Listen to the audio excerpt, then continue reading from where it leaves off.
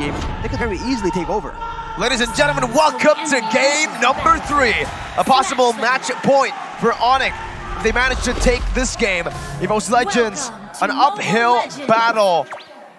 Very steep uphill battle for them as they try to beat Onic with Keyboy, again, doing some emotional damage with the M1 emote. Oh man, not again, right? And coming into the Land of Dawn here, we do have a moment to check out the spells as well as the emblems. And what stands out for you here, Arashi? Well, Brands has a flicker, but he's up against a lot of crowd control threats, so I kind of worry for his safety. Keep in mind that Sans can still very easily take the high ground. Look at that, Dreams! Already forced the flicker in. Sans though definitely has the flicker to follow it through, but he doesn't want to go for it. Already a Purify and a flicker burnt out early. Petri and Inspire are going to be very... Oh, there you go. Already Sans pushing the tempo. Gila Sans! And even before that pick coming in from Sans onto Hijume, even though there were no casualties, that already semi-sets the tone for Onic, making Evos Legends think a little bit harder here. As you can see, Brands! Whoa, my god, Keyboy!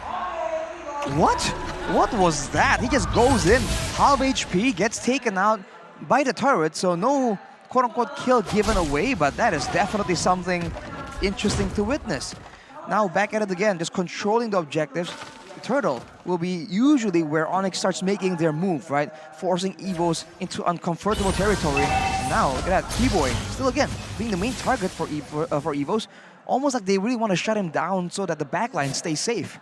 And yet, he has been taken down, but not onto any of the members from Evos Legends, which is quite interesting here. It's turret larger than Keyboy right now, but both of these teams are gonna center focus once again and back onto the turtle. Oh, Boots now jumping in, the Petrify connects it, and there goes Hijume. Kyrie now with the wild charge. Saikat's able to use the anti-CC build in his kit, but look at Boots with the resets on the Vengeance. Already dashing back and forth now onto Taz with the Breath of the Ocean connecting once again. Boots will get another reset. Another one available for him. Sans is stolen to Decimate. He wants to look for those executes, man. And Onic, they are able to secure the first turtle of the game, uncontested with a brilliant team fight. Can I just say that the synergy coming in from Boots as well as Keyboy was just impeccable there? How did they synergize those skills to perfection, being able to take Hijume off the board? We said that Evos Legends had a very strong backline, and both of these teams, both these players say, what backline, but whoa! Okay, they're gonna go in. Oh my god, they really went in there. 3 ultimates burnt out for Kyrie on the Grok. It's a tank jungler though, so use so much resources to ensure that that kill gets taken. Like you mentioned it, Trina, the synergy for Onic, that is where this all begins, right? They seem to know who they want to go for, what to avoid, and keep in mind, when that team was brewing up, we know that usually teams send their EXP lane, the tankier member, to try and zone everyone away. So while Boots was doing that, I saw that Sans was going to the top side, but look at Keyboy! Again, overextending a bit far there, but Arnott's going to be able to clear the wave up top. Here, we have the town prediction, and it's exactly the same. Pulung, Ranger Amas, KB, and Mirko. We've gone for Evos. Very interesting. No changes whatsoever. We're never going to change. We do see... Oh. Wait, is that a good thing or a bad thing? Depends. Really, like, right. it's your perspective. Right now, Onic with a 1,000 gold lead here in the 4th minute of the game. The thing is, sure, Evos Legends were able to get a pick onto Kyrie there. You can see through his PD as well, but it needs to be more than that. They need to find kills that they can translate into something else, because if kills is the only thing that's the target for them, Onic, they're going to win in that macro department. Yeah, they have to find like a big picture kill instead of just like random pickoffs, you know, because they took Kyrie, but the turtle was gone. The map pressure was all favoring Onic, so even if they got the kill, they were unable to push waves, they're unable to deny EXP or gold, or take gold platings, gold turrets. So they have to try and do something a bit differently. For Onic though, like I was saying, Sans went to the top side to try and clear the wave so that Boots can be there first. So I think the setup game is still very much in Onic's favor, and now look at Kyrie. Forced to use the wild charge, I believe. Okay, Boots already getting side cuts really low. He's still holding on to the final slash. He goes in there. CW is going to be able to find the kill onto Dream. The Sans goes back in, but Taz will be able to take him down with a Decimate. Boots trying to go onto Hijume with now Taz caught in the muddle placement. But it is gonna be Boots who jumps in all the way under the turret. Taz with an outplay as the crowd roars here. But Onic have secured a turtle and now another objective on the board. That's just so much trust happening, honestly, for Onic. Taz was able to get a little trade over that with Boots being taken down here in the 5th minute of the game. And what I meant by trust was because their airstrike was opened up, CW trusted his teammates to cancel it, and on the Melissa, he didn't dash out, but rather he dashed in to put more damage onto that backline. And that's just the layer, the brilliance of Onic here once again. Still, 1,400 gold lead, Arashi. That's just how they play, man. The best crowd control is death, so if they can move up and they know they have enough damage to deter Hijime, they will do so for sure. Looking at the items right now, still leg plays built up instantly for Brands, knowing that he needs a bit more security. For CW, is the exact opposite. Not even Boots available, so he's a lot slower, technically. And he has all that damage, though, and he's gonna try and use it. For now, it means that Dreams and Psychots, if they can jump on him, that will be a difficult situation. He has only the Go-Away to work with. Man, and looking at both of the gold leaders, right? CW already has 2 items on the board, whereas Beatrix doesn't even have the BOD, only the Fury Hammer for that damage. I think he's behind 1,000 to 2,000 behind as Onic once again putting pressure, but wait! Look at Keyboy, able to find the flanks as Kyrie was just a bait. The Divine Judgment comes down. Psychos with the Bravest Fighter now onto Keyboy. But he will be able to sustain back up. Kyrie with the wild charge, only onto the wall. Psychos able to clear the wave. Hijime gonna be engaged on. That's some bursts coming in. Hijime pops the Purify defensively. So they will be able to survive up top. Onic with a few kills, but no objectives. But look at what's going on. They're able to send 4 members, spend so much time right here still, chasing that dive potentially, chasing the tower takedown, and yet there was nothing around the map. And look at that. With all the pressure exerted on the top side, shutting down Psychots, they now move towards the turtle as it spawns up, and they will have the pressure advantage. It's going to be a 5v4 for Onic. Again, Boots already jumping in there. Bennett's Rage already popped in. I believe with the Inhibitor's Passion as well by Brands. Really a lot of ultimates committed. Boots only with the final slash. Now it's going to be the snipe. Renner's, oh, that's a good Divine Judgment, but it's cancelled away by the rough waves. Didn't know that interaction was possible. The wild charge goes into the back line. The roamer down for Onic. Taz going to be able to secure the purple buff as Boots is going to be chain CC'd. Now Sans dealing some damage onto the back. Not able to utilize the damage enough here. CW has rotated down below and Onic will lose out on the team fight. But they will secure the neutral objective. Yeah, that's a 2-for-1, 2-for-2 if we count the turtle as well. As Onic still leading though, 3,000 gold difference. Taking a look at the gold differences here by UBS Gold. CW still quite ahead. And it's concerning at this point. It's not too much of a lead that Evos Legends can't come back for sure. They just need to be able to utilize Dreams a little bit better here. Find the pickoffs, find the trades, don't play into the tempo that Onic have set.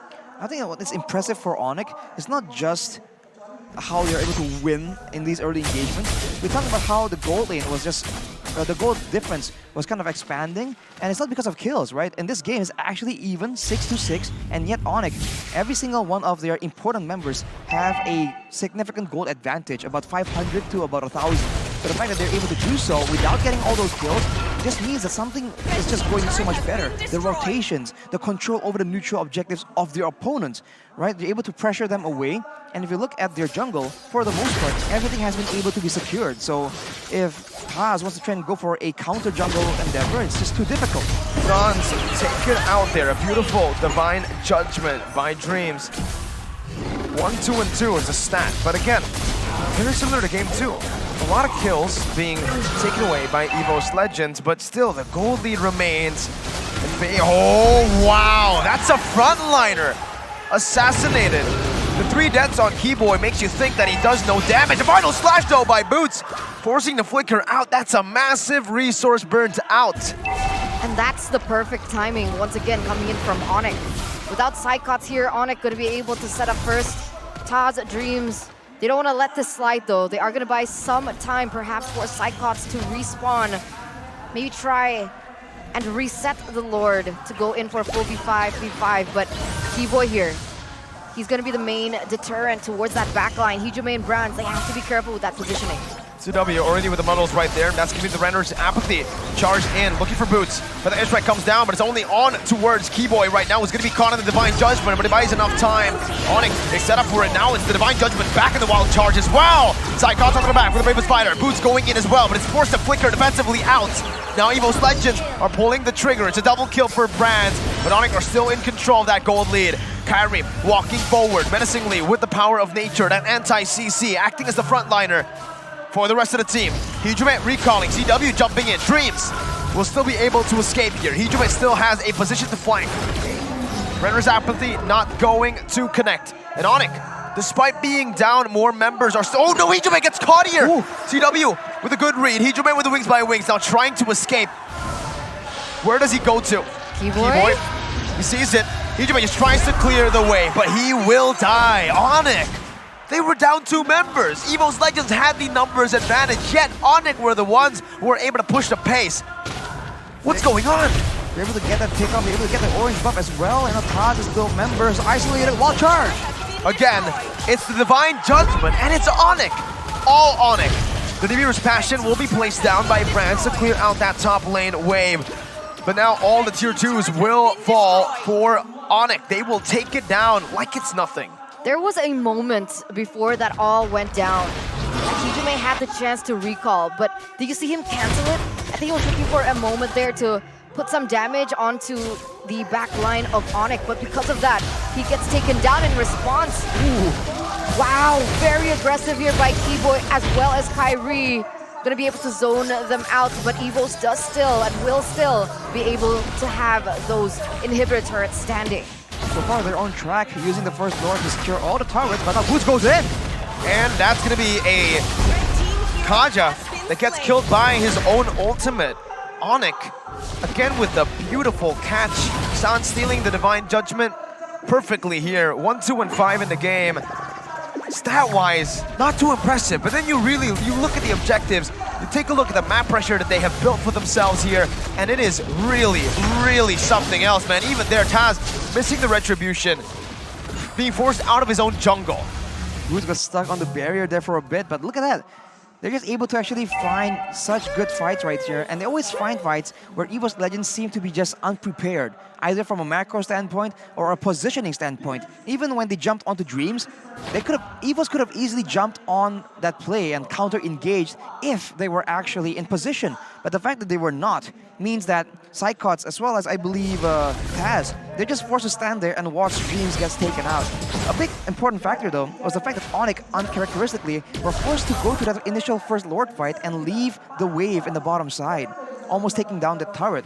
That could be something that Evos could really try and get the lead yet again. The waves are set up and the Lord is spawning, so this is their moment, their chance if they want to try and attempt a pickoff. In addition to that, right, I think a lot of the pressure... Wait!